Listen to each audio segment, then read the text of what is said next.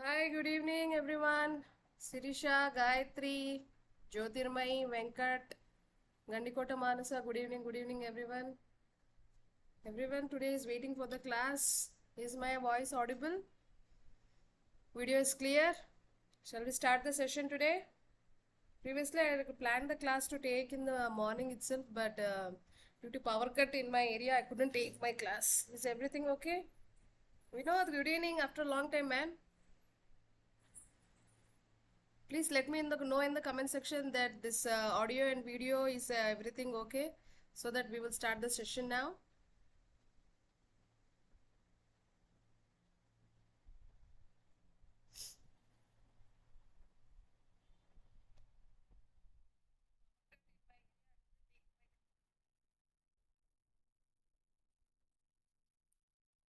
Shall I increase my volume?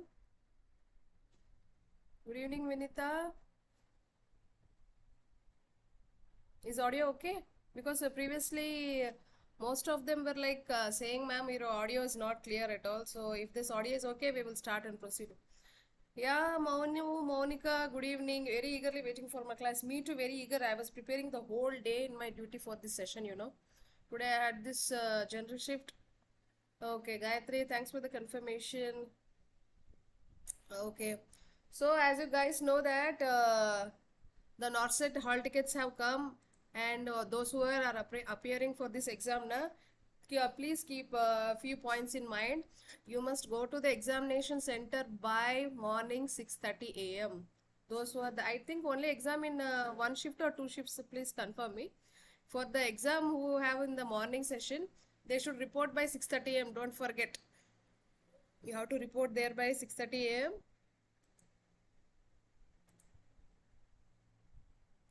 So by 6:30 a.m. you have to report there. Don't forget. And the entry will close by 8:30 a.m. Clear? And exam is on 14th April. 14th April, it's on Sunday. So take a printout of all your cards with this ID number is there na, along with that IP number. So whatever cards you are taking, admit cards with your IP number should be there. On the top, they will have this IP address. That IP address should be compulsory. It should be there. And take your important ID card like original Aadhaar, original passport, original voter card, or original PAN card. So take the proper documents over there. Clear? And see, biometry is there before the starting of the examination and also at the end of the examination. So biometry, don't forget to get your biometries done there. Clear? And biometry, do it properly. And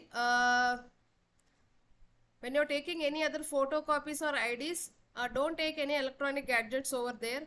And boys, whoever are appearing for the exam, please note through that your shoes, footwear, you should not wear a thick soles or thick garments one. And do not carry any prohibited like watches, phones, electronic items. Do not carry. In the examination center, again, they will make you naked if you carry all these items.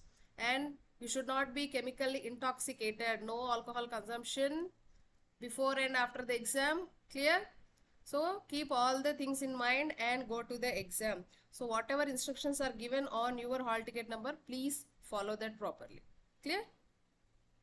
Ma'am, you said that in burns in rule of 9 for upper extremities, it is for one hand 18%. Okay, so what happened now? One hand 18% did I tell? Okay, one hand 18%. So I have morning exam, ma'am. Pray for us. Oh, I am definitely praying for you people. Don't worry, you people will clear the exam. And today's motivation is don't be afraid of the circumstances, feeling that NORCET is going to be very dangerous. No, please do not underestimate yourself. You people have come so far. You have prepared so well for all the exam preparation. Don't be afraid. Go and face the exam with full confidence. And those who are traveling long distances, report to the exam center properly. Don't cry later. Today we have come late. Don't try with this simple reasons are there. Okay, clear? Shall I start now? Okay. So let's start with the warning signs of cancer now. So as you know, the warning signs of cancer is caution. First two one is change in bowel and bladder pattern, and the second one is a sore that does not heal. So the patients who have these warning signs of cancer, they have this change in bowel and bladder pattern. Means the regular bowel elimination or bladder elimination, whatever is there, there is a change in their pattern. Means they may have once a day or twice a day. So all those habits, it is going to change when there is a cancer signs and symptoms, when the patient themselves are suffering from cancer, but they don't know. So how they will come to know? Through these 7 warning signs, which we will see one by one. Clear? When you look at the sore, if you look at the sore is like any pimple or any blister or unusual sores, means any open wounds will be there, which will not heal over time. Though you take many treatment, which will not heal. That is the second most one. And the third one is unusual bleeding. Unusual bleeding or discharge. For example, if females are having any dysfunctional uterine bleeding or any wounds, continuous bleeding will be there. So these are the warning signs of cancer. Then any thickening or lump in breast or elsewhere. Thickening and lump means suddenly you can feel any thick lump like or nodule type thing which will be forming on the person's body. So that is thickening or lump we can find. Either it may be in the breast region or testicular region. So females should do breast self-examination. And males should also do this testicular examination. Right? So to rule out all these things, we must, to prevent this particular thing, we should do regular health checkups. Once the females are above 40, they should undergo this mammogram or any periodical, or their cycles are regular, periods are regular. All these things has to be notified. Understood? Then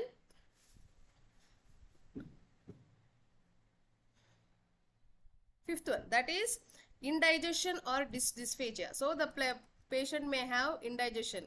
Indigestion, they will have difficulty in swallowing. Swallowing means whatever food they are going to eat, they have difficulty in swallowing the esophagus.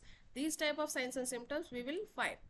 Then obvious change in the size of the wart or mole. If you look at the wart ante enti Telugulo pulipurlu antam kada. So when there is a change in the size of warts or any mole, birthmarks we will have now, that black color dots, all those things. So there will be change in that particular warts or mole size. And the last one is the nagging cough or hoarseness. So the patient will have continuous this nagging cough. Because of this continuous nagging cough, what will happen? The hoarseness of voice we will find in this nagging cough. So these are the 1, 2, 3, 4, 5, 6, 7. These are the 7 warning signs of cancer. That is caution. So we have seen all these things now. Change in bowel and bladder pattern, a sore that does not heal, unusual bleeding or discharge, or any indigestion or dysphagia, or obvious change in the size of what? Pulipuri, or any ఏదైనా మచ్చలు ఉంటే వాటిలో size change we will see, and nagging cough or hoarseness we will find. So these are the warning signs of what? Cancer. And when we are seeing this cancer one, no, we also have this TNM classification. Have you heard of this TNM classification? TNM classification, here it stands for tumor, and this is lymph node, and M stands for metastasis. So if you look at this tumor, so how we will say if the patient has this, when we are guessing, not guessing, when the patient has any thickening or lump, so we will put like T0, T1, T2, T3.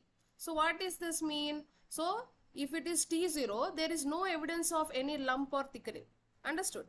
Means in situ also they will write. Sometimes they will write T in situ. Means it may, there is cancer, but means there is a node, but it may turn into cancer in future. When the tumor size is large, so then we are going to rate it as T1, T2 and T3. Understood? In my classes, Monica have taken all my notes from Brunner and Siddharth.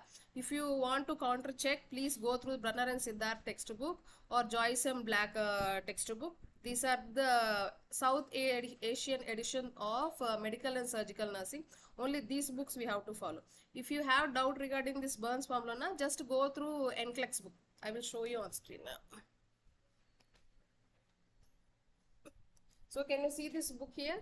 The video I am showing you now.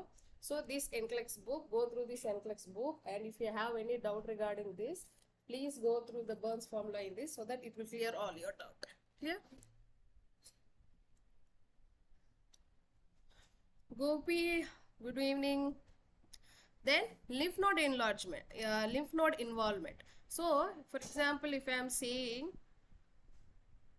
this is the hand and the person is standing here, okay, this is the person's hand and the person has some kind of tumor over here. So if the patient has some tumor, like they will write carcinoma in situ.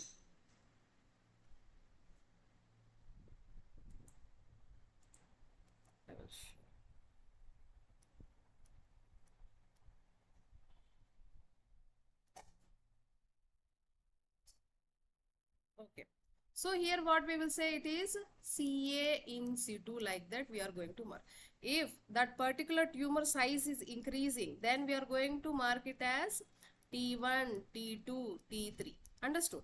If for example, along with the tumor size, if the lymph nodes which are meant for our body protection, if the lymph nodes are also involved, then we put it as N1, N2, N3. When for example in axilla, if the lymph nodes are involved, then they will write it as N1, N2, N3. Understood? So when the local lymph nodes are involved, depending upon their spread, we are going to write it as N1, N2 and N3. Then coming to the metastasis. Metastasis ante enti? Madhu Ravuri, good evening. So metastasis means when one tumor is, for example, it is on the hand now. ఇప్పుడు చేతి పైన ఉన్న tumor, if it is spreading from hand to your neck region, if it is spreading to the neck region or to the head region, that is called as metastasis. Spreading from the primary side to the secondary side, then that is called as metastasis. So metastasis, how we are going to write? Same, M1, M2, M3. Understood all of you? So how we are going to how we will know about the warning signs of cancer? That is caution, CAUTION. We have learned each and everything. Then TNM classification. TNM classification is tumor size, lymph node enlargement and metastasis. Metastasis is spreading from the primary side to the other organs. When other organs are involved, then it is called as metastasis. Understood? In very, very, very simple language I am explaining you. Please try to understand. Understood?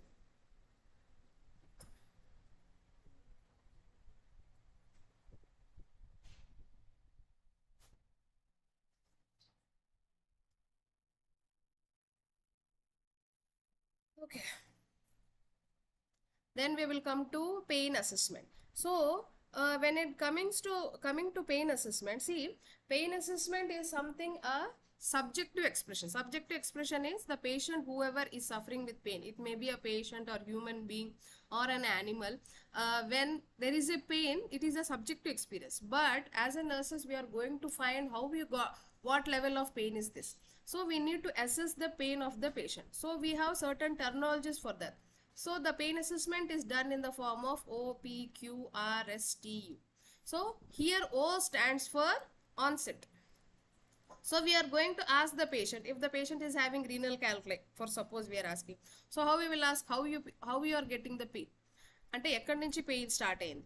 So the patient will be complaining like I got pain in the flank reason. Flank అంటే ఏంటి? ఇక్కడ నడుము దగ్గర సైడ్లో మాకు నొప్పి అని వాళ్ళు కంప్లైంట్ చేస్తారు. So like that how we're going to ask where is the onset. Sometimes patients will say like it is radiating. Radiating అంటే ఏంటి? మాకు నడుము దగ్గర నుంచి మొత్తం పొత్తి కడుపు వరకు మాకు పెయిన్ అనేది రేడియేట్ అవుతుందంటే that is called as onset. What is the when time it will start అంటే యూజువల్లీ మీకు ఇయర్ అంతా ఉంటుందా, లేకపోతే సమ్మర్ సీజన్లోనే మీకు ఈ రీనల్ క్యాల్కులై ప్రాబ్లం ఎక్కువ అవుతుందా? So like that we're going to find it in the onset. Then provoking just now I told no. So this renal calculi patients, compared to this winter season and all, they have this elevated this renal calculi or renal calculi pain more in the summer season. Understood? So what has provoked? Provoking ante deni valla adi ekku ayindi anesi. Then quality of pain. So can you describe the pain? So they will say like, if for example when you skip food, usually where during the duty time or during your student period, so due to lack of time, so what you will do, if you once you skip your food, what will happen? How we will have that kind of pain, whether it is a burning pain or pricking pain, stabbing pain, ante guchinatunda, podustunnatunda, nalpinatunda, nuliminatunda. So we are going to ask the quality of pain in the third one, that is Q. Then R stands for region and radiation. So what is region? Region means where exactly is the pain. So where exactly you have the pain, whether it is only in the abdomen or it is radiating somewhere else, that is called as radiating pain. So if you look at this myocardial infarction, so in myocardial infarction, patients usually say that they don't know whether it is a heart attack, but they will have complaints of my pain is radiating to the chest, pain is radiating to the shoulder region. From shoulder region I have pain in the jaw region, my neck region, and it is radiating to the back, like that they will say. That is called as region and radiation. See, we are going to learn. Don't feel tensed. In simple language only I am going to explain. Then S stands for what? S stands for severity. Vanilla, good evening. So severity means, so here we have 4 types of pain scale. I will explain each and every one. 4 pain scale we will see now. Okay, that is severity. In severity we are going to watch for the pain scale. Then in T is time and treatment. So in time and treatment, when did the symptoms first begin? So at what time it has begun and what medication you have taken. See, if you take even ourselves or common people, what they will do, they will take normal paracetamol or diclofenac sodium, any normal painkiller they will take. So if at all you have taken the tablet, how far it was effective, whether the pain reduced, ante aa pain ventane tagginda lepothe chala time teeskoni tagginda, ante em chesaru anedi in time we are going to see. And U is understanding. So how do you believe that cause? So what has triggered? Then value, what is your goal for this symptom? What is your comfort goal, acceptable level for this symptom? So we are going to ask, so for this pain, what you want, what kind of treatment, whether it is injection or tablet. So all these things we are going to see in the pain assessment. Understood? So if you look at the pain scale, here we have verbal pain intensity scale. So in OPQ or ST, yes, I have told no. In S we have discussed about the pain scale. So here we have this pain scale. So when you look at this case sheets, in your case sheets also we have this nursing care plan, right? So in the nursing care plan, where we are going to write, we are going to ask the patient regarding the pain. So pain lo man ella adugutam valni. So the patient will say, I have moderate pain, severe pain, very severe pain. So according to the patient's verbalization, we are going to mark it here. Understood? So it will be like no pain, mild pain, moderate, severe, very severe, and worst possible pain. So this is verbal pain intensity scale. Then another one is visual analog scale. So in visual analog scale, the patient will say, we will ask them to rate. ఇప్పుడు మనకి గూగుల్లో reviews ఉంటాయి కదా, like that we're going to ask the patient how you are going to describe your pain. So from no pain to worst possible pain, what is your pain characteristics. Understood? Then numerical scale intensity scale. So this is from 0 to 10 we have, and 0 stands for no pain, whereas this 5 here it stands for moderate pain, and 10 here stands for the worst possible pain. Understood the pain scale, everybody? Then the last one is Wong-Baker's. Wong-Baker's pain assessment tool. Can you see here? So if you look at this expression, so how these emojis are here? So by looking at the patient expression, we are going to mark this value. So no pain, mild, moderate, severe, very severe, worst pain. If the patient is in worst pain, they will be crying like this. Understood? If they have no pain, the patient will be very well smiling nicely. Clear? So depending upon this, so this scale is called as Wong-Baker's pain scale. Understood? Wong-Baker's faces pain rating scale. Any doubts, ma, in this?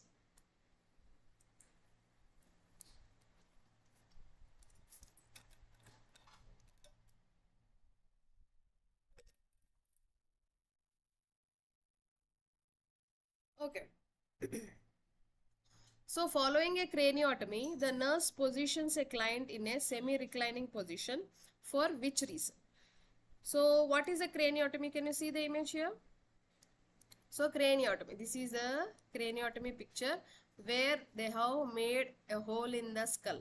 For what purpose? For any diagnostic purpose or therapeutic purpose, to take biopsy of any tumor.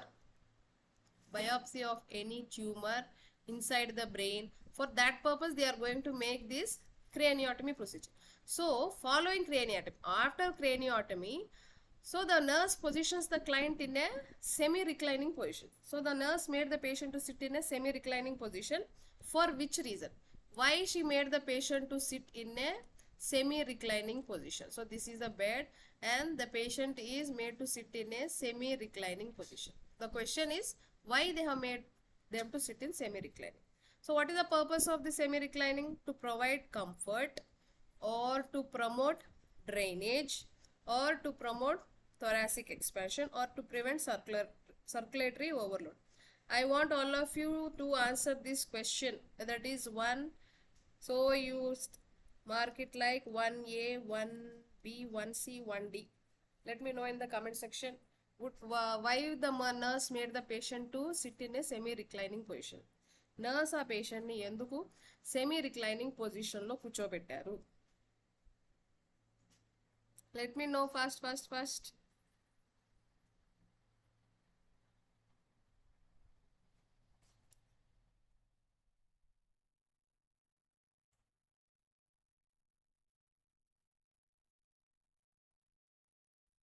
1A, 1B, 1C, 1D. What would be the reason why she made the patient to sit in a semi-reclining position? 1D, to prevent circulatory overload. Okay.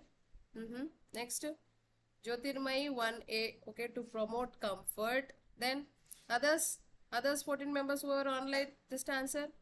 Vanilla A. Okay. Then others, answer it fast. So let me tell you, so patient has already undergone craniotomy, right? But to promote drainage from the operative area, she has made the patient to sit in the semi-reclining position. The answer is second one. So the answer is second one. To promote drainage from the operative area, she has made the patient to sit in this position. So Vinod has answered correctly. Okay, so we will learn about the semi-reclining position also. Sirisha, you have also answered correctly. So when you look at the semi-reclining position, so this is what? This is a Fowler's position. Understood? So if you look at the Fowler's position, what is the image? Answer me. So what kind of image is this? Whether it is Fowler's, semi-Fowler's, high Fowler's, what is this?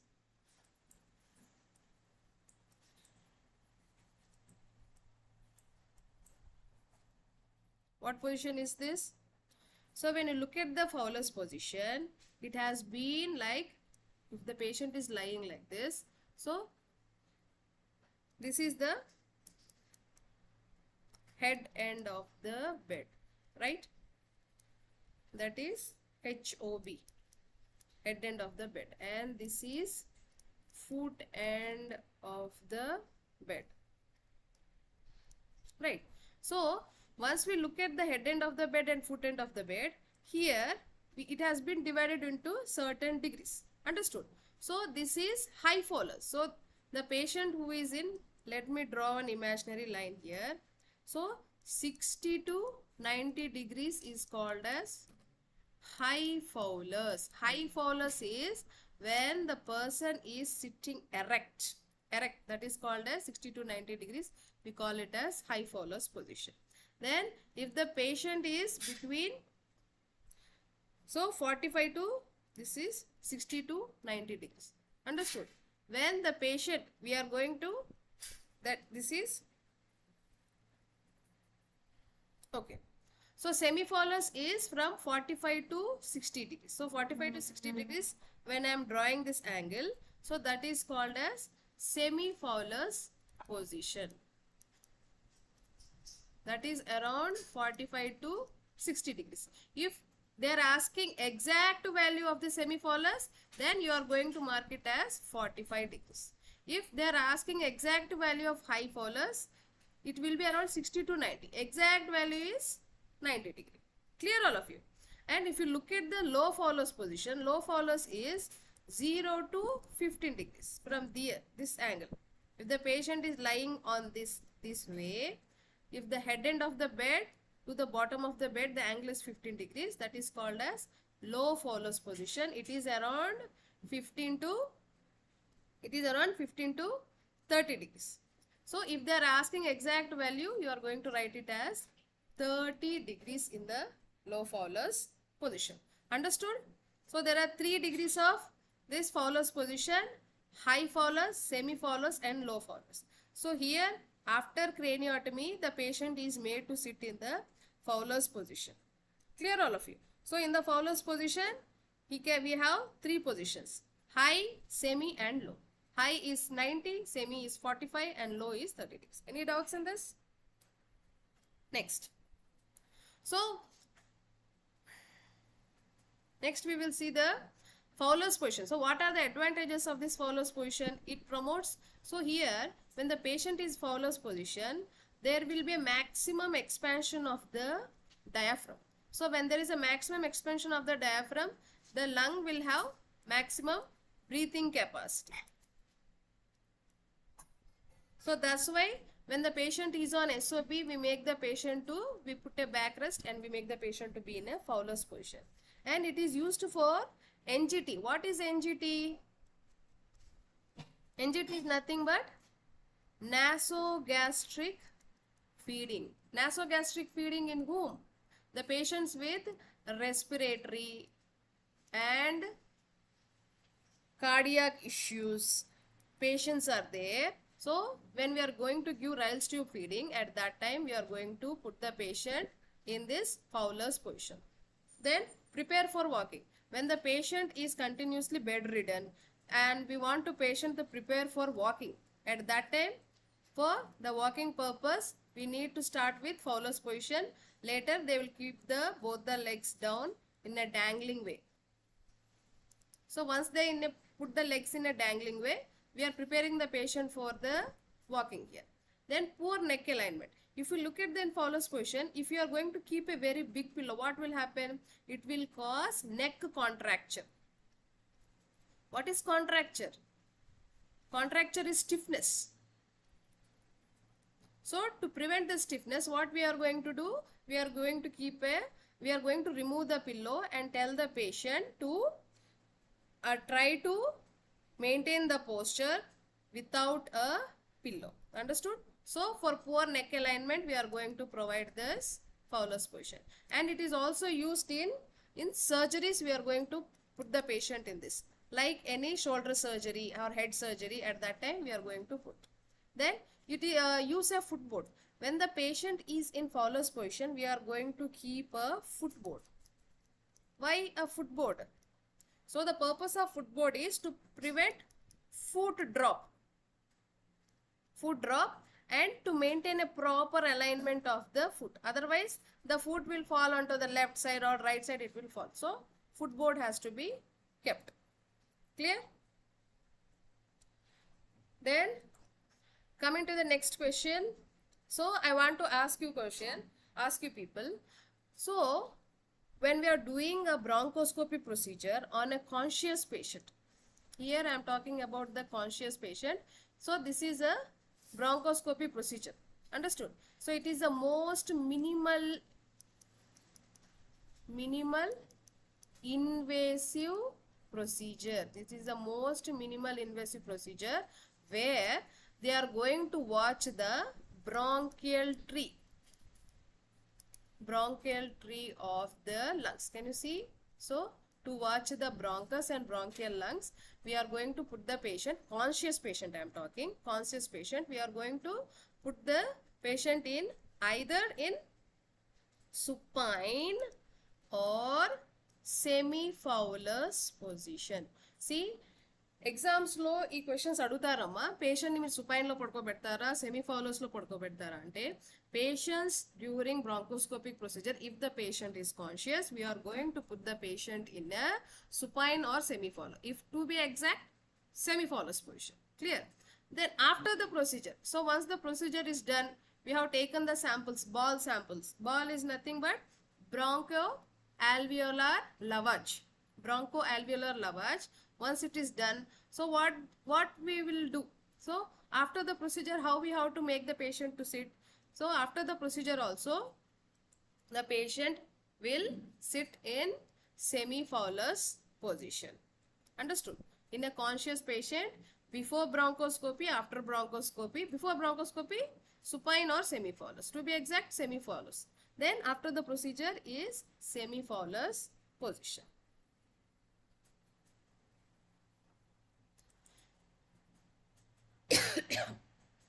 So this is how they are going to perform in unconscious patient. So what about in unconscious patient? So in unconscious patient, the patient will be first in the supine way. In an unconscious patient we are talking about.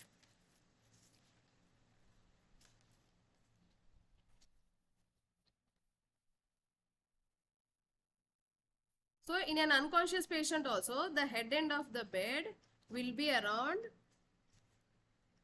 15 or 30 degrees. And post procedure, we are going to make the patient to lie in a lateral recumbent position. Post procedure. So after the procedure, we will make the patient to in an unconscious patient. I am talking about unconscious. In a post procedure, lateral recumbent. Lateral means the patient will be either lying on the కుడి పక్కకైనా లేకపోతే ఎడం పక్కకైనా తిరిగి పడుకుంటారు. Recumbent is lying down. The meaning of recumbent is lying down. So the patient will lie on the lateral side during the post procedure. So the patient face will be this way. Understood? Post procedure. Before procedure, they will be in semi-Fowler's position. Then, so what position is this? If you look at this image, and can you answer? So what position is this? All of you answer in the comment section, what position is this? Exact name of this position.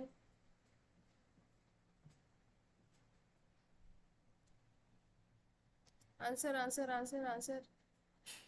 Make it fast. So what position is this? So this is supine or dorsal recumbent. Recumbent is lying down. So where the patient, here the patient is flat on the back and the legs are extended. So the legs are extended, and if you look at the hands, it can either be straight or it can be folded this way. This is called as supine position or dorsal recumbent position. So here the patient head will be slightly elevated. Understood? And unless there is a contraindication, if they are giving any spinal anesthesia.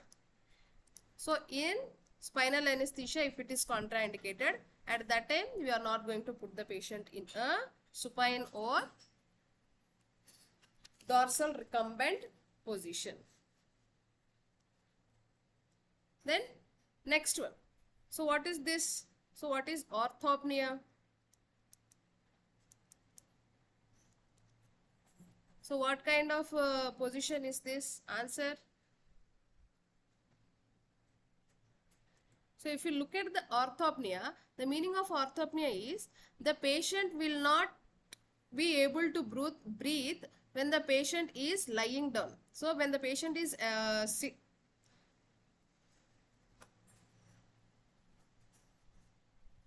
the patient has difficulty in breathing.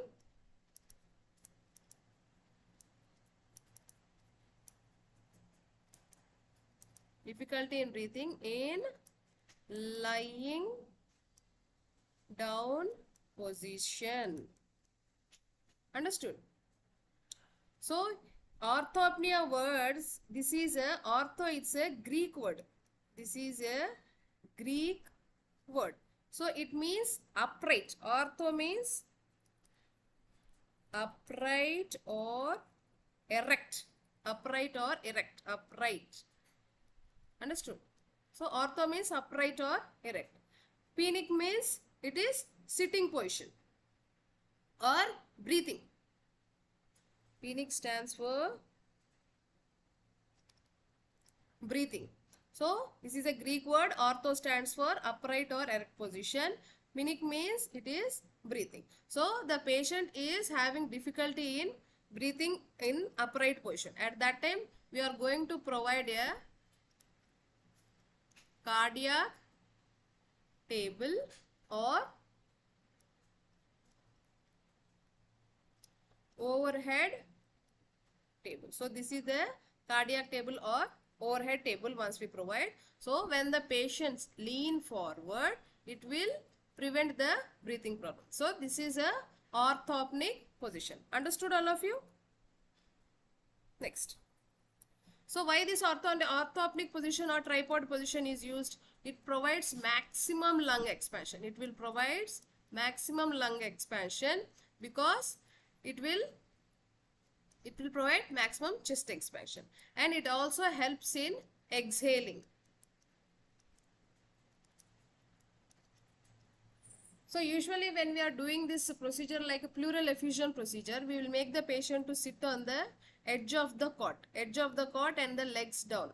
So in the same position, the patient will lean forward, and from back they are going to do this pleural effusion. Why from the back means, so the ribs will be, when you look at the intercostal space, the ribs will open in this area and they will do this pleural effusion drainage they are going to do.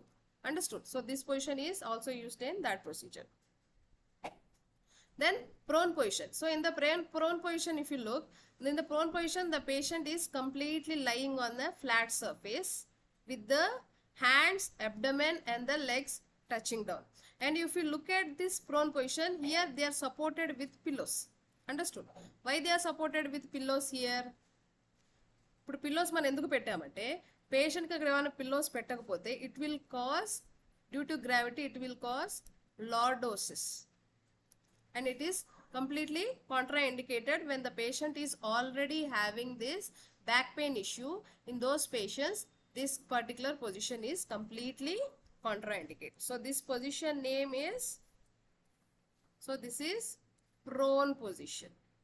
This is what? This is prone position where the patient is lying on the abdomen with head. If you look at the head, it will be either turned to the right side or left side. And here the hips are not flexed. Hips are straight. Understood? So here full extension of the hips we can see. And it is completely contraindicated in patients with lumbar lordosis. Understood? Then the prone position, it is going to help the patient to prevent flexion contracture of the hip and knees. So when the patient is having any stiffness of hips, hip area or knee area, it will prevent the contractures, and it is contraindicated with people with spine problem. If they have any spine issues, backbone issues, it is completely contraindicated in them. And placing in prone when the patient is unconscious. So when the patient is unconscious and post procedure, we are going to place the patient. So whatever the saliva is there or secretions will there, it will be collected in the kidney tray. So we have to put the patient in this prone. And when there is any surgery, and this prone position where we can find during any surgery of neck region or spine surgery, at that time we are going to place the patient in the prone position. Then lateral or side lying position. Here when you look at the body, the bottom leg is extended, right? The bottom leg is extended and the topmost leg is going to flex like this. So by this what will form? There will be a triangle shape base. So strong base will be there. And when we are going to put the patient in this particular position, when we are giving any enema, at that time we are going to put the patient.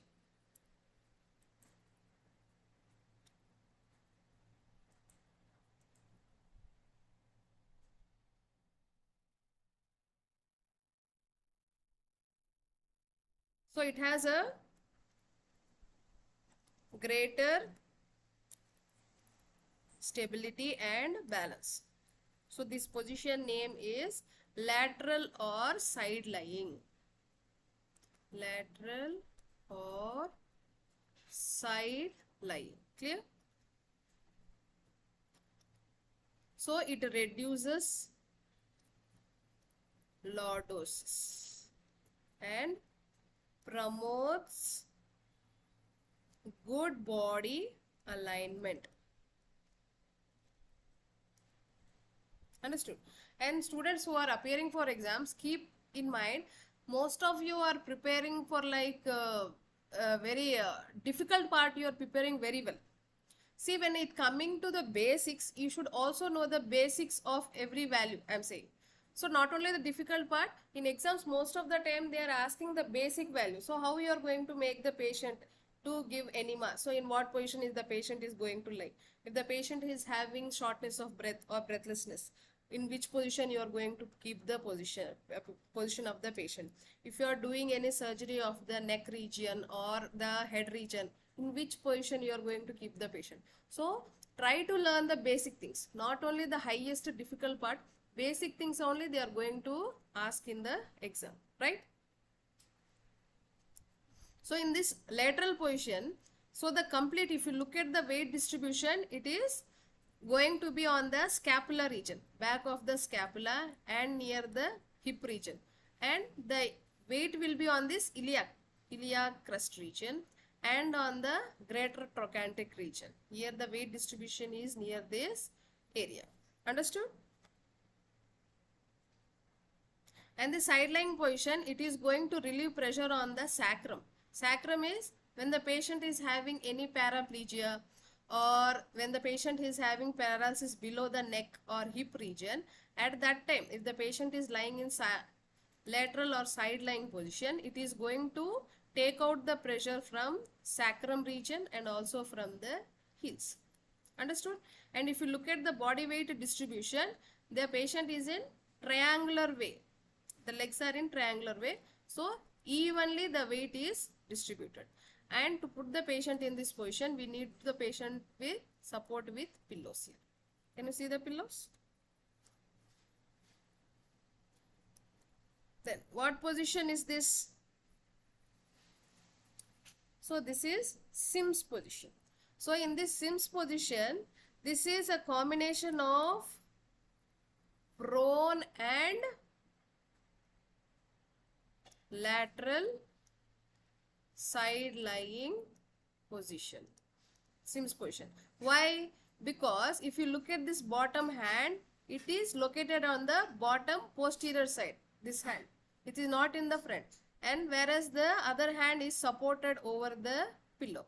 Understood? And the leg is, here the hip is slightly flexed and it is supported with the bedroll to prevent the rotation of the legs. To prevent rotation, it is supported near the foot. So this is called as Sims position. Understood? It is a combination of both prone as well as lateral. Usually, we suggest this position for pregnant women. For pregnant woman. Understood? So why we suggest this Sims position? It prevents aspiration of fluids. Aspiration of fluids, when the patient, it will prevent this in this position, and it reduces the blood pressure, and it is for perineal area visualization.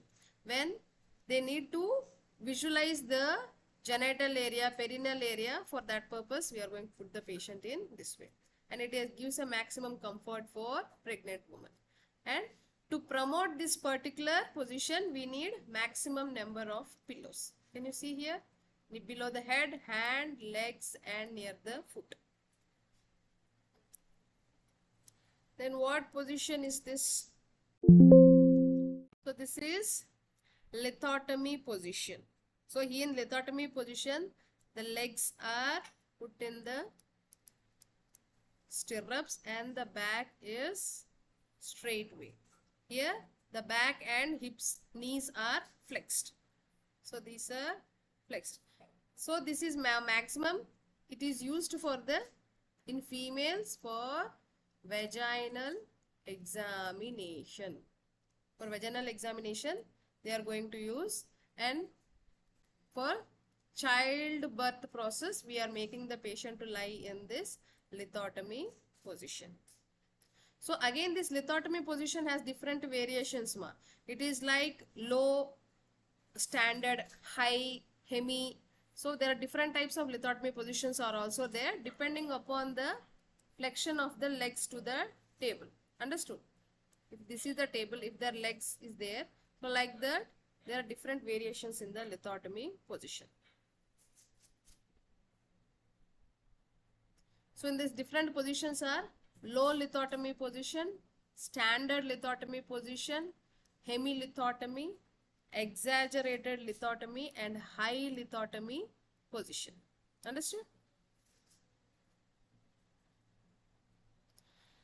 Then we are going to learn about the adult dentition and the children's dentition. So what is this adult dentition and children's dentition? Dentition is nothing but the eruption of teeth. Eruption of teeth. So if you look at the teeth count in the pediatric, in children it is 20 in number, and in adults it is 32.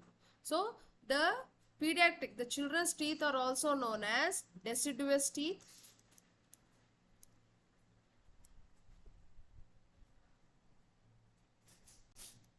deciduous, milk teeth, temporary teeth, all these things we call it as the deciduous teeth. Whereas permanent teeth, they are how many in number? Permanent teeth are 32 in number.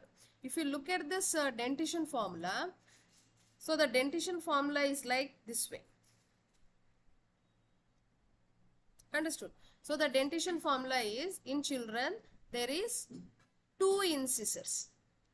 2 incisors, 1 canine, and there is no premolar. There are 2 molars. Understood? So in children there are 2 incisors, 1 canine. Incisors teeth ante enti? Incisors ante front lo teeth untundi kada, incisors, cutting one. That is central incisor. This one.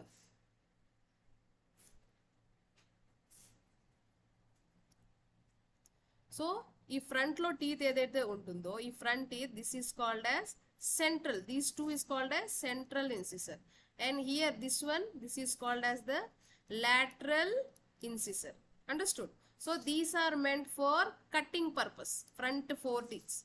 When we are writing the dentition formula, what we are going to do? We are going to only this portion we are going to put the formula. Here I have put, see here, incisors 2, canines 1, no premolar, only molar. So how we are going to write the dentition formula? That is 2102, and the lower jaw when you look, same, 2102. Understood all of you? So this is the pediatric dentition. When you look at the adult one, so in adult again,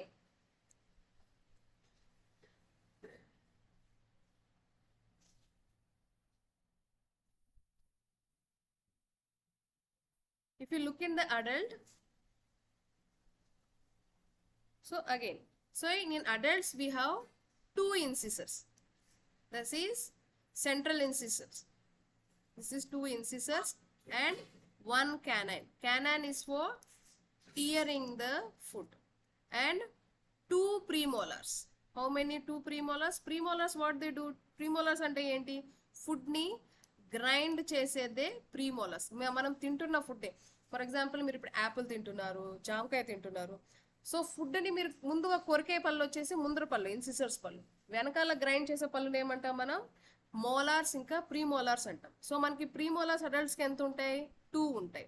ఇంకా molars ఎన్ని ఉంటాయి? Molars almost 3 ఉంటాయి. అర్థమవుతుందా? So అప్పుడు మన formula ఎలా రాస్తాం? How we are going to write the formula? That is 2 1 2 3 and 2 1 2 3. This is upper tooth, this is lower tooth.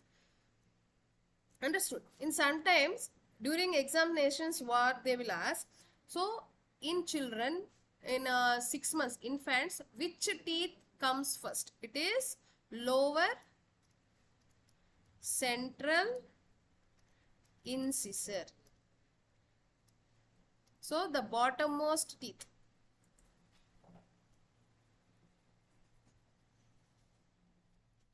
So in 6 months infant we are going to first the lower central incisors are the first to erupt. Any doubts, ma'am? Okay. Okay, answer this question. Identify the image. Identify the image. Identify the image. Jaw thrust maneuver, or is it head tilt chin lift maneuver, or Sellick's maneuver, or Heimlich maneuver? What is the maneuver here? So what maneuver, what procedure is being done here? Answer, answer, answer. Identify the image. Whether it is jaw thrust, head tilt, chin lift, or Sellick's maneuver, or Heimlich maneuver. A, B, C, D. Which one? Those who are online, quickly answer, ma. Suresh Kumar, jaw thrust maneuver. Okay. Vinita, jaw thrust. Okay.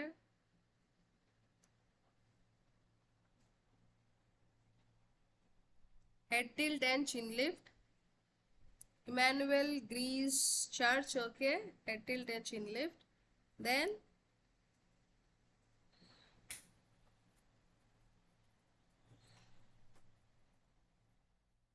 okay, Sirisha is saying it's B. So Suresh and Vinita both have answered correctly that it is a jaw thrust maneuver. See, in a jaw thrust maneuver, this is a crucial technique to prevent the tongue from obstructing. So this is called as jaw thrust maneuver. So in the jaw thrust maneuver, what we will do? This is called as mandible bone. The mandible bone is there, na? When you look at the mandible bone, we hold the jaw. We hold the jaw and we lift the jaw in such a way that the upper maxilla kanna kuda ee jaw anedi koncham paiki lift chestam. Enduku? That is to prevent the tongue obstructing. If the tongue is obstructing the upper airway, to prevent that, we are going to perform this jaw thrust maneuver. Especially in unconscious patient, we are going to lift this mandible with our fingers. So the lower incisor should be upwards compared to the upper incisors. And it is completely contraindicated. So when it is contraindicated, contraindication ante enti? A contraindication ante etuvanti procedure, ee procedure eppudu manam cheyam. So it is completely contraindicated in patients with suspected cervical spinal injury. అంటే ఇప్పుడు మెడ దగ్గర మీరు ఒకవేళ fracture ఏమైనా suspect చేస్తున్నారు, they are suspecting any spinal injury, at that time we are not going to do this jaw thrust maneuver. So jaw is, this is jaw. Thrust is pushing upwards. So that is called as jaw thrust maneuver. Clear? Talluri Prakash A. Gandikota Manasa option D. No, it's a jaw thrust maneuver. Understood? So they are holding the jaw, moving it upwards. So simple. It's a simple image. Then Trendelenburg position.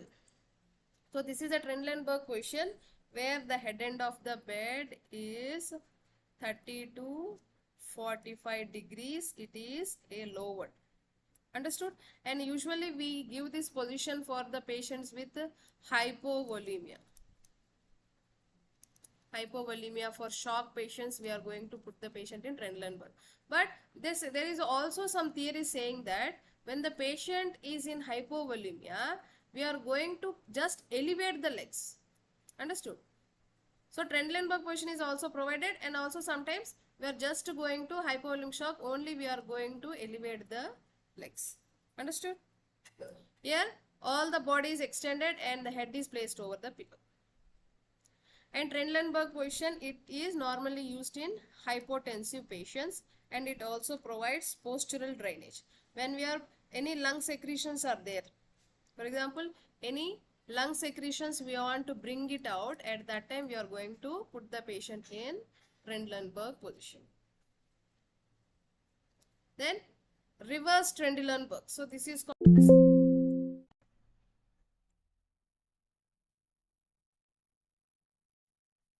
called as reverse Trendelenburg. So in the reverse Trendelenburg, here head end is put upward and foot is lower. Whereas in Trendelenburg, the head end is down. Head end is down. Reverse is foot end will be down here. Understood?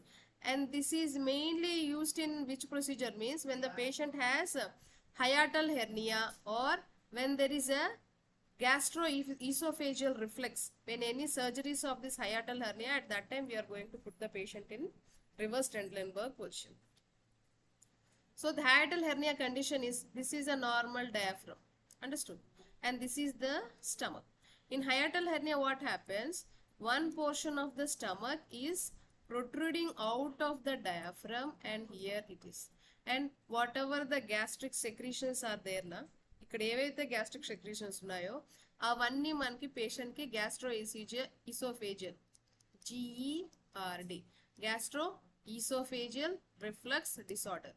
So ఇది పైకి రాకుండా ఉండడానికి ఈ particular surgery చేసినప్పుడు మనం ఈ reverse ట్రెండెలెన్బర్గ్ position అనేది use చేస్తాము.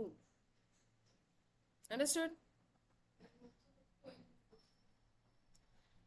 Then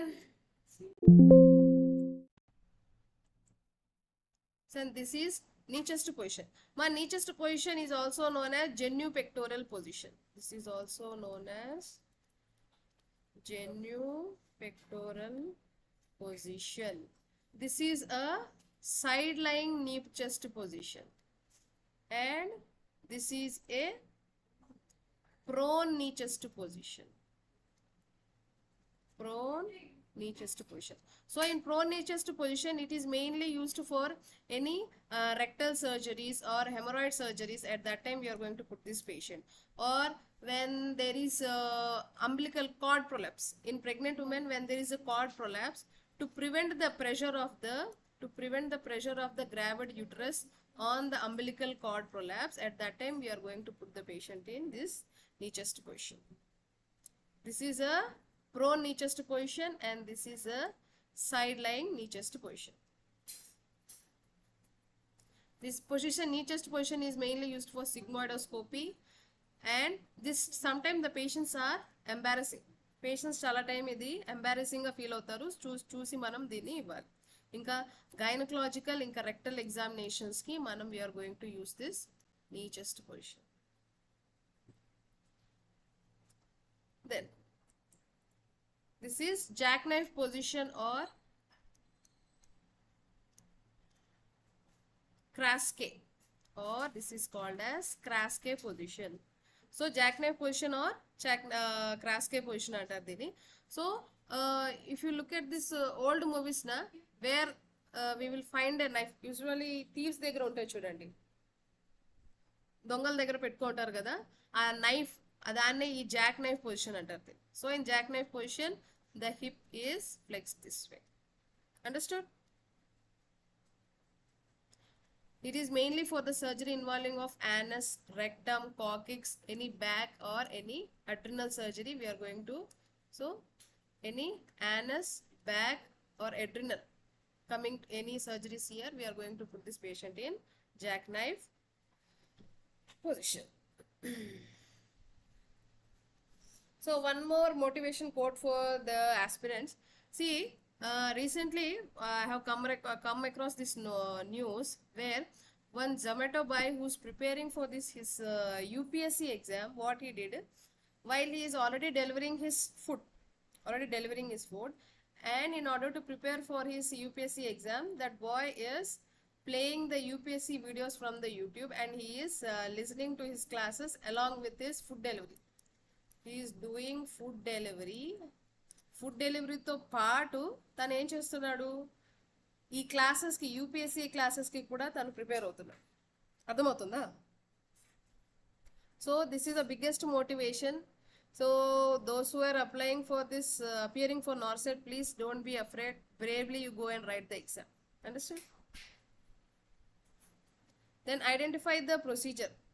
So what procedure is this? Whether it is a bowel irrigation, bladder, peritoneal or enema administration. So what is this?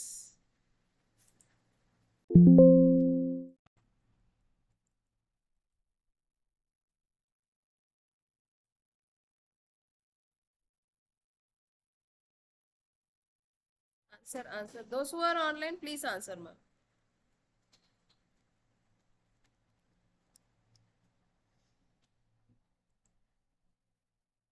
So what procedure is this?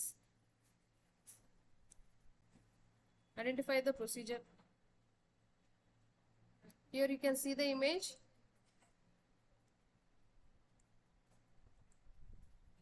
So what is this image? Whether it is a bowel irrigation or bladder irrigation or peritoneal dialysis or... Okay, Vinita, see, correct. Vinita answered correctly. Vinita is saying it's peritoneal dialysis. Yeah, Todeti Prashant Gaud is C, Praveena, Komu C, Suresh C, Talluri Prakash C. So everybody is answering so correctly. Yes, that is peritoneal dialysis.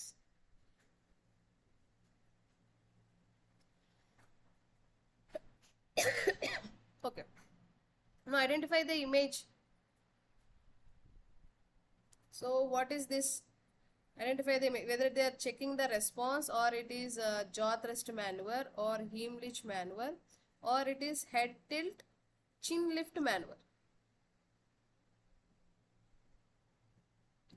So identify the image, tell me whether it is jaw thrust, Heimlich, head tilt or chin lift.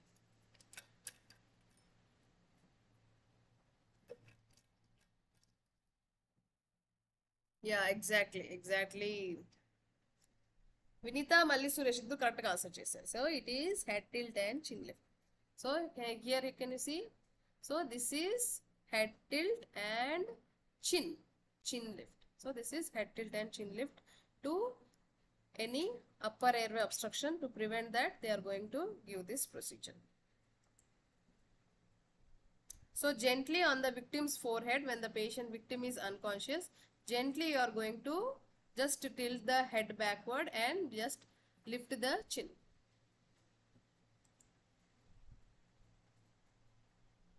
Then, which neurotransmitter has been implicated in the development of Alzheimer's disease? So which neurotransmitter is responsible? Whether it is acetylcholine, dopamine, epinephrine or serotonin. So which neurotransmitter is the implicated, which is related to Alzheimer's disease?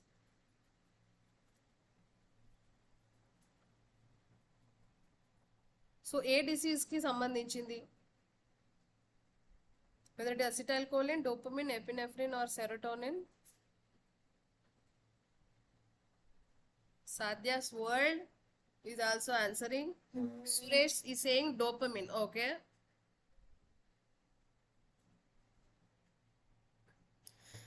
So when you look at the neurotransmitters, B, okay. So most of you thinking it as a B option. So if you look at the, so when you look at the brain, in our brain, so this is brain and spinal cord. In brain, what we will have this neurons, right? So when you look at the neurons, this is called as the axon. So these are axon, these are dendrites, right? So from one neuron to other neuron, there will be a synapse or there will be a connection. So for this electrical, so there will be electrical impulse from one neuron to another neuron. There should be a electric signal, right? With whose help it will happen? It will have happen with the help of neurotransmitter. When you look at this Alzheimer's disease, it is mainly occurring due to the deficiency of neurotransmitter. దేని వల్ల అవుతుంది? Acetylcholine deficiency వల్ల అవుతుంది. చాలా మంది dopamine చెప్తున్నారు, కానీ actual answer వచ్చేసి acetylcholine. అండర్స్టూడ్? సో ఈ న్యూరో ట్రాన్స్మిటర్స్ మనకి ఎసిటైల్కోలిన్ ఎప్పుడైతే ఇక్కడ తగ్గిపోతుందో, ఈ న్యూరాన్స్ మధ్యలో ఆ ట్రాన్స్మిషన్ ఏదైతే ఆ సిగ్నల్స్ ట్రాన్స్మిషన్ అనేది తగ్గిపోతుంది. అర్థమవుతుందా? సో ఎస్పెషల్లీ అల్జీమర్స్ డిసీజ్ లో మనకి ఏ న్యూరో ట్రాన్స్మిటర్ తగ్గిపోతుంది? That is acetylcholine. Understood? Not dopamine. మా clear? If you look at this Alzheimer's disease, so the most common type of Alzheimer's disease is dementia, right? And how we are going to find out this Alzheimer's disease? So there are 4 A's. So when you look at the agnosia, here we have talking about agnosia. So in the agnosia, they are unable to find out the similar objects. See, that lady is holding an orange in her hand, but she is thinking itself it as an apple. That is unable to recognize the familiar objects. That is called as agnosia. Then amnesia. Amnesia ante enti? Marchipodu, matimarpu. So this memory degeneration we will find in this. This is also one of the signs and symptoms of this Alzheimer's. Then aphasia. Aphasia ante they find it difficult to express the words. Aphasia is they have this difficult to express the words. Means they know the words, but they find it so difficult to express it. That is called as aphasia. Then apraxia. Apraxia is unable to perform motor activities. Motor activities ante enti? వాళ్ళు ఏదైతే daily activities ఉన్నాయో వాళ్ళు చేసుకోలేదు. They are unable to perform their normal routine activities. That is called as apraxia. Understood the 4 A's? Agnosia, amnesia, aphasia and apraxia. And one more, so how this Alzheimer's disease we can find out? That is stage 1, it is mild forgetfulness. Mild forgetfulness ante matimarpu, marchipovam. Then the second one is moderate confusion untundi. Then the third one we have this ambulatory dementia. Means ఒక place లో కుదురుగా ఉండరు. ఈ Alzheimer's ఉన్న వాళ్ళు, మతిమరుపు ఉన్న వాళ్ళు ఒక చోట కుదురుగా ఉండరు. Then the last one is the end stage. Clear? And if you look at this Sundowners syndrome, what is this Sundowners syndrome? So this Sundowners syndrome, especially ఈ అల్జీమర్స్ పేషెంట్స్ ఎవరైతే ఉన్నారో, they are becoming more active during the night time. Means as it is getting evening and night time, they have this wandering tendency. So what they will do, they will keep on wandering. Wandering ante enti? Oka place nunchi inko place ki veldam. Ilantivi మనం చూస్తూ ఉంటాం. And the symptoms, ఈ symptoms ఏవైతే ఉన్నాయో, like మర్చిపోవడం, dementia, restlessness అంటే కుదురుగా ఉండిపోవడం, delusions అంటే false perceptions ఉండడం, అరవడం, means shouting on others. So all these symptoms will increase gradually in the evening. Understood? This is called as Sundowners syndrome, which we will find in where? In this Alzheimer's. So the correct answer is acetylcholine. Acetylcholine is the answer. Understood all of you? Then identify the image. So what image is this? Whether it is ICD bag, Euro bag, or white container or Urometer. So the image whatever I have shown here now, tell me what image is this? This image here.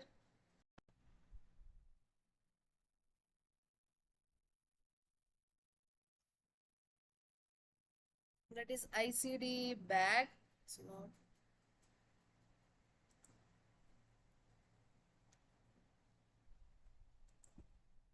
ఏమంటారు image ని?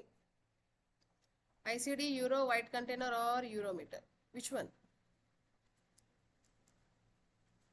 Todeti Prashant Gaud, option D. Okay. Suresh Kumar D, Sirisha D, Haimavati Pentakota D, Talluri Prakash B. Euro bag, Talluri Prakash. Okay. So this is Urometer. Urometer. Okay, ma? This is Urometer. This bag is a Urometer. Can you see the Urometer here? So this is the bag. So urine level, this is going to, here we are going to see this is called as Urometer. Then the nurse understands that electroconvulsive therapy is primarily used in psychiatric care for the treatment of electroconvulsive therapy ante enti కను shock ఇస్తాం కదా మనం psychiatric patients కి ఎందుకు ఇస్తాం so understand that electroconvulsive therapy is primarily used in psychiatric treatment ఎందుకు ఇస్తాం patient కి కను షాక్ యాంగ్జైటీ డిసార్డర్స్ వల్ల డిప్రెషన్ వల్ల మేనియా వల్ల or schizophrenia so why we will give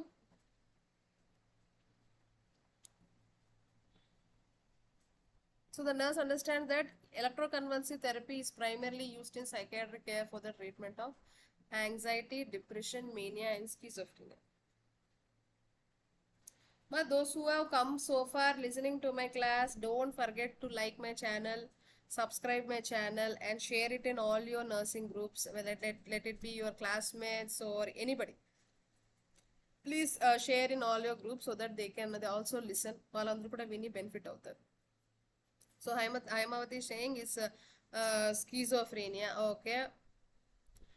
So what is this? Actually, what is the meaning of this electroconvulsive therapy? Electroconvulsive therapy is nothing but, see, the patients who are, especially the patients who have this long-standing depression and those who have these suicidal tendencies and medicines, those who are not getting benefited, ante వాళ్ళ మందులకి ట్రీట్మెంట్లకి benefit అవ్వట్లేదు అన్నప్పుడు we are going to give this current shock. Understood? That is called as, ante general term వచ్చేసి current shock, actual వచ్చేసి that is electroconvulsive therapy. వాళ్ళు ఇంకా మందులతో తగ్గట్లేదు, టాబ్లెట్స్తో ఇంజెక్షన్స్తో మనకి ఎటువంటి డిఫరెన్స్ రానప్పుడు ECT is the only option. Understood? So when you look at the ECT, so there are two types of ECT. One is direct ECT and another one is modified ECT. So direct ECT, what we will do? So in direct ECT, we are going to, without, in the absence, here in the absence of anesthesia, we are not going to give any anesthesia or muscle relaxant to the patient, and there is no, so if you are not using any medications, then we are giving direct current shock, that is called as direct ECT. If we are giving any anesthesia ఎందుకు ఇవ్వాలి, మనం patients కి టెంపరీగా scissors అనేది produce చేస్తున్నాం. Scissors అంటే ఏంటి, fits ఇస్తున్నాం పేషెంట్స్ కి. అలాంటప్పుడు మనం కొంచెం అనస్థీషియా ఇవ్వాలి, మజిల్ రిలాక్సెంట్ ఇవ్వాలి. లేదంటే ఏమవుతుంది, పేషెంట్కి కంటిన్యూస్ నోట్ నుంచి డ్రూలింగ్ ఆఫ్ సలైవే ఉంటుంది, యాస్పిరేట్ అయ్యే ఛాన్సెస్ ఉంటాయి. సో పేషెంట్కి అనస్థీషియా ఇస్తాము. మజిల్ రిలాక్సెంట్ ఏంటంటే అట్రోపిన్ అనేది ఇస్తామన్నమాట. It mainly decreases the anxiety in the patient.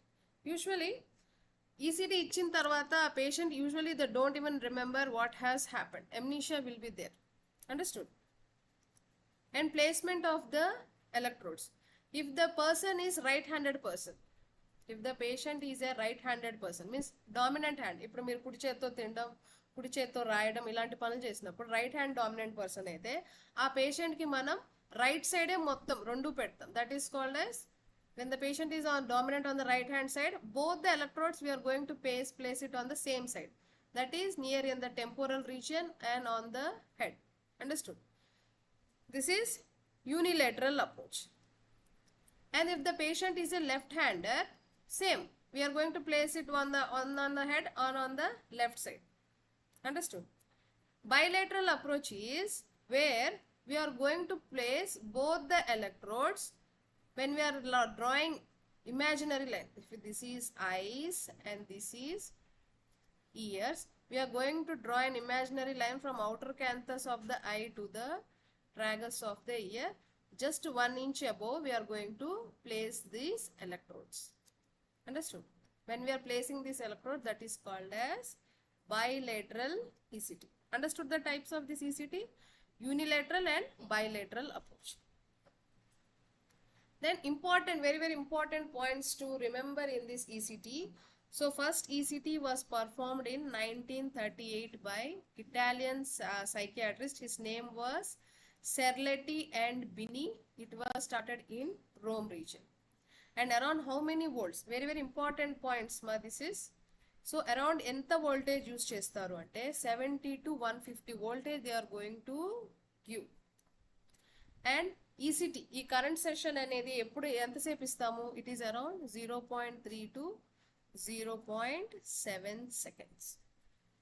And the major contraindication ante in which situation we are not going to give ECT is when there is increased intracranial pressure. ఎక్కువ intracranial pressure అప్పుడు మనం ఇది ఇవ్వం. And the major, this has been asked many times in the, that's why I have put stars here. In most of the examinations they are asking ECT therapy why we will give. That is severe depression with suicidal risk. In those patients we are going to give. And the most common ECT, that is succinylcholine is the muscle relaxant they will be giving in modified ECT. We have seen now modified and direct to ECT. So succinylcholine is the relaxant. And the most common side effect అంటే ఏంటి? Once మనం ఈ current shock అనేది ఇచ్చిన తర్వాత most common side effect ఏంటి? Retrograde ఎమనీషియా. And atropine sulfate ఎందుకు ఇస్తాం? To reduce the drooling secretions, we are going to give the atropine sulfate. Next, so the answer for our question is, that is in depression. So in schizophrenia is also the option, but when here in the 4 options if you consider the best, depression is the answer. So this ECT therapy, how many times it is given? Around weekly 3 times. Understood? So in 1 week they are going to give 3 times. So 3 times a week or 2 to 4 weeks. For how many weeks? Around 2 to 4 weeks they are going to give. In a week, around 3 times a week it is given.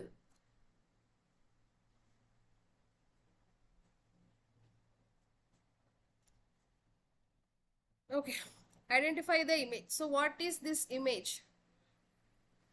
So what is this image? Those who are online, please kindly answer.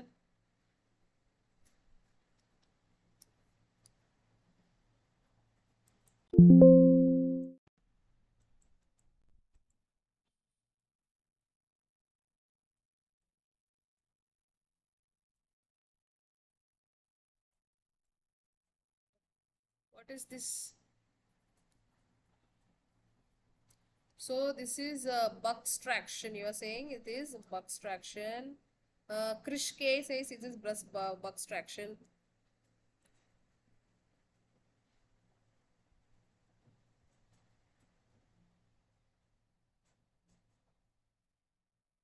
So the answer is, this is a Gallows traction. This is called as Gallows traction. This is not Smith or Russell's traction.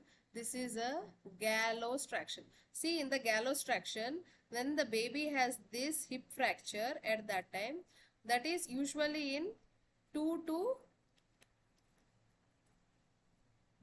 sorry, not 2.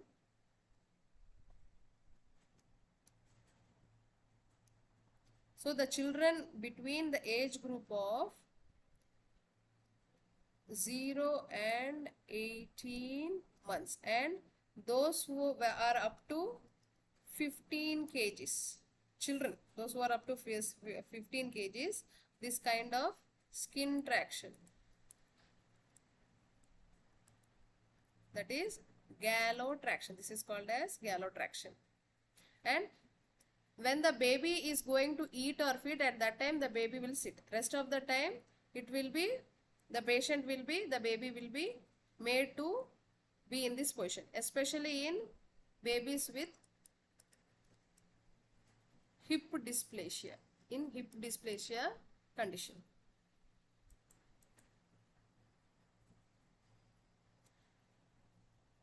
And it is mostly effective under 1 year age group.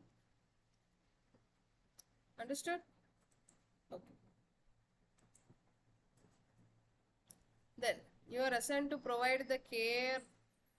See, one patient has been admitted in our ward. So in the morning shift, the patient has temperature of 99.8 degrees Fahrenheit orally.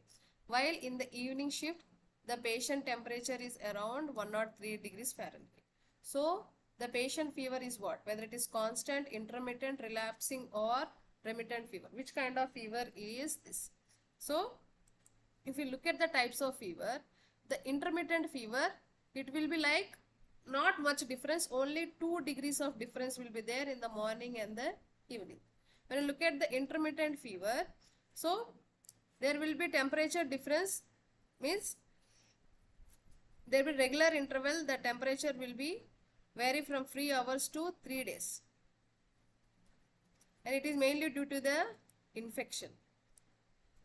And this continuous fever, this is here, the patient will have continuous fever with not more than 2 degrees between morning and evening temperature, will not be much difference. In relapsing fever, it will be like not a continuous one. It is usually in dengue we can find this relapsing fever. So this is a, in question what we have seen here, in morning and evening temperature is around 99, 103. So this is a intermittent fever. This is intermittent fever.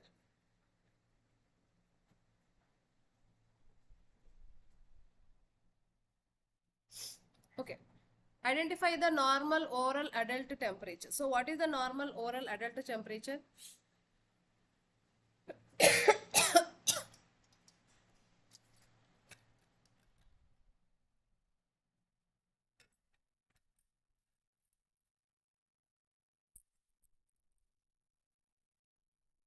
So the normal oral adult temperature is 36.4 to 37.5 degrees Celsius. Understood? Then identify the image. So here in the image you can see whether it is infusion pump, aplasto pump, syringe pump or infusion controller. So what is the answer for this? Yeah, Sirisha, you have given the, Suresh given the correct answer regarding this.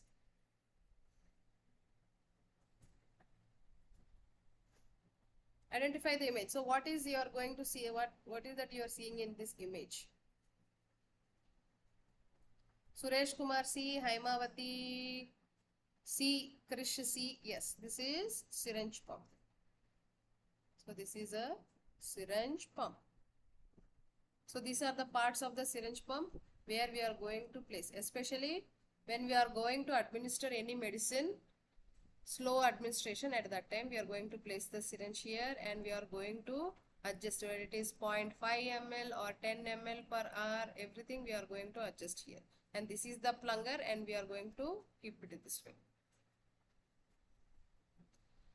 Then see what is this we are seeing here. So this is the laryngoscope. So this is the handle where inside this we have cells and this is blade. So why this laryngoscope is used? Laryngoscope is used when we want to visualize the vocal cords.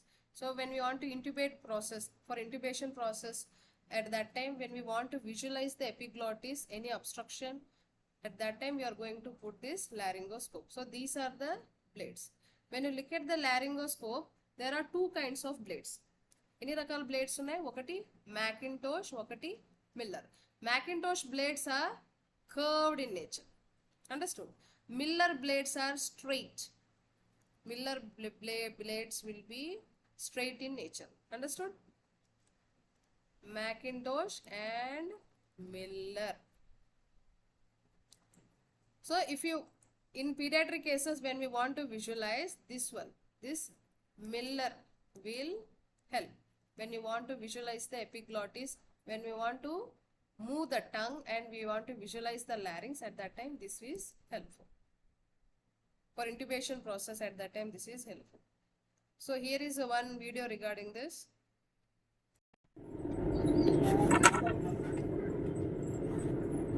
So can you see the Macintosh? Macintosh, this is a Miller. Miller one will be straight, whereas the Macintosh will be like, it is a curved one. So this is, I took the video of my, in our crash cut, this laryngoscope available. So using the laryngeal blades, I have created this one. So here we are going to put this laryngeal blades.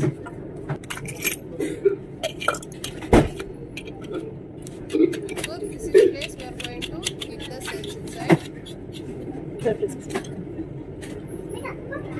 And this is how we are going to lock it using the thumb. And every shift we nurses as nurses we need to check. See, can you see the light visible there? కనిపిస్తుందా మా light అని? Number ద్వారా. So Macintosh అనేది curved, Miller అనేది straight. Compared to Macintosh, Miller అనేది మనకి correct.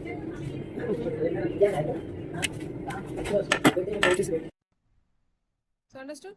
So for intubation process, to visualize the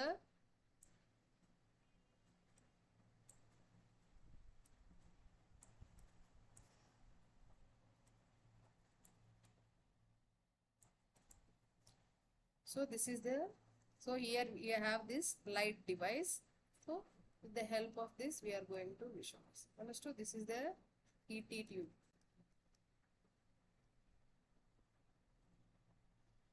So this laryngoscopes is of two types. If you look at the now new devices, here we have one monitor type. So when we are inserting it, we can visualize everything, the vocal cords, larynx, everything on this little monitor. This is a reusable blade, where it is reusable, and this is a disposable one. Okay. Okay. Rest of the questions I will take tomorrow evening. Clear? There are many more questions are there. So I think tomorrow I will try to take the rest of the questions. Okay. Thanks for all the cooperation till now. Tomorrow I will take the rest pending questions and all. And kindly like my channel, share my channel, subscribe my channel. Thanks for the cooperation. Okay. Shall I close now?